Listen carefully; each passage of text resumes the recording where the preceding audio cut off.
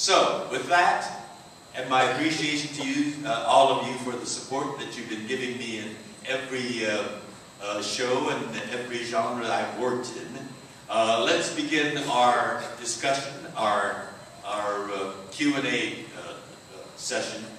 I see a mic here. Is that the only one?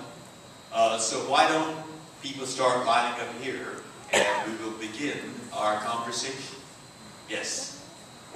Thank you, George. My first question would be, first of all, welcome to Texas, and I'm glad Thank you very much. I'm glad you visited Fort Worth. That's where I'm from. My question is, have you ever thought about writing and directing, say, your own story about growing up gay and being on the show? Maybe the pressure. My first thought was what it would be like to be asked to be the first person shirtless running around the bridge and everywhere with your FA. And I would hope that you would direct it and not the person that directed that Go Direct commercial. Was that you in that GoDirect.com commercial? I don't think so. That's just one. I mean, it was you. They had Sulu and some lady on the bridge, and it may have been just a look-alike. Oh, is that for Social Security? Yes, it was. Oh, that was me. Well, that was a stinker of a thing. I mean, whoever directed that, don't let them around your own story. But have you ever thought about writing and directing your own story? You've asked many questions in one already. Yeah, the first thing that caught my ear was when you said, I was the first one to take my shirt off. Well, let me tell you that I was not. Did you see Galaxy Quest? Well, most people thought that was a takeoff or a satire. To me, it was deadly real documentary. I lived through every scene in that movie.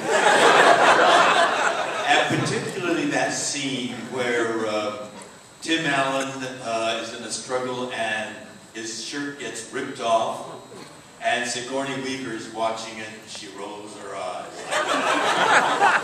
That really was true. Bill was always getting his shirt torn off. So but he did not get his shirt completely off because he had a little something extra.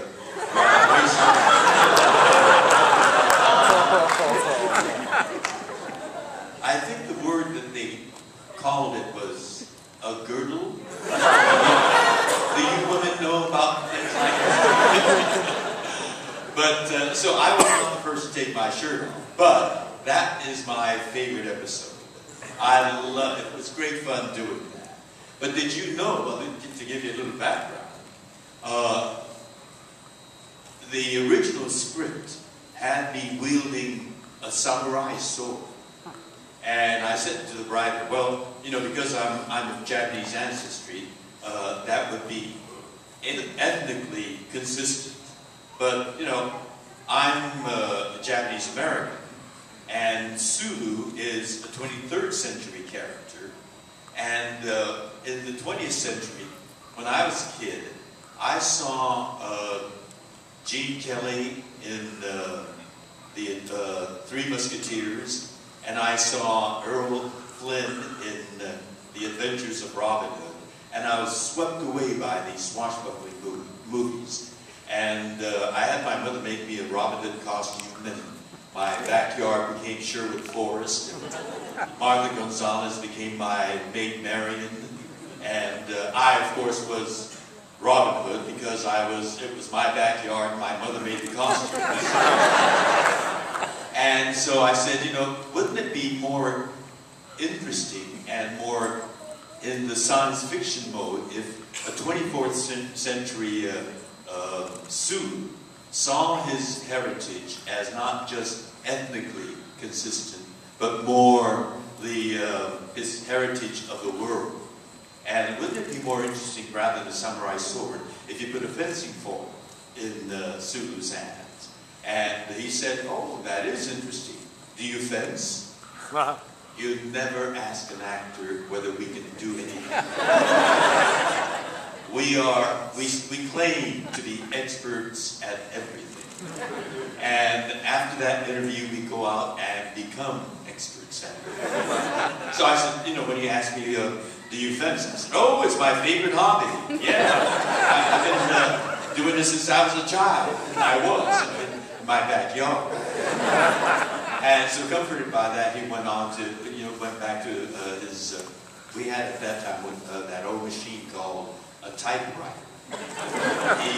He rewrote that to have a fencing foil in my hands. Well, that weekend, I was taking my first formal fencing lesson. I found this fencing school on Sunset Boulevard, or it was Hollywood Boulevard. A man named Mr. Faulkner.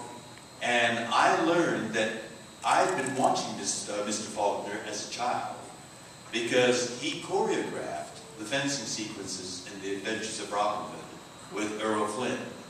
And so, you know, full circle round, because of Star Trek, I got to take my fencing lessons from the man that I was, and he had substituted for Basil Rathbone when Errol Flynn was fencing with him, because Basil Rathbone was very erratic, and so Flynn was in terror of Basil Rathbone. And so Mr. Faulkner was fencing in this place, and so I learned how to fence from the man that I'd been watching his back from the time I was a child. Now, the other part of your question was doing your own story. Yes. I wrote my first autobiography called To the Stars. And I am writing my second autobiography, which is it's a fuller telling of my life from the time that I was starting to, as in my pre-teens, in junior high school, I think it was. I thought Bobby was cuter than Mary, and wondering, what is this all about? The other guys don't think so. They think Mary's hot,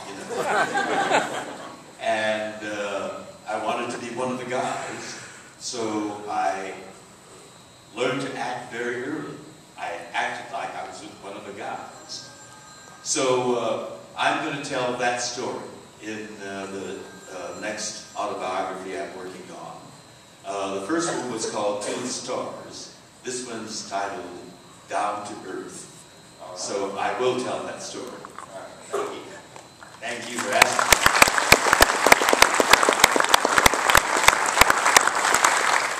Mr. George Takei, I have actually two questions for you. First of all, let me give you a quick Japanese lesson. My last name is spelled T-A-K-E-I. And do you speak Spanish? No, sir. Oh, well, it's pronounced, the vowels are pronounced just like in Spanish. E is given the E sound, like escuela. And I is given the E sound, like in iglesia. It's pronounced Takei. However, there is a Japanese word pronounced Takai, spelled T-A-K-A-I, and it translates to English as expensive. So, I'll see you after this session and So yes, I'm George Takei. And it's, as some of you know, it's okay to be Takei.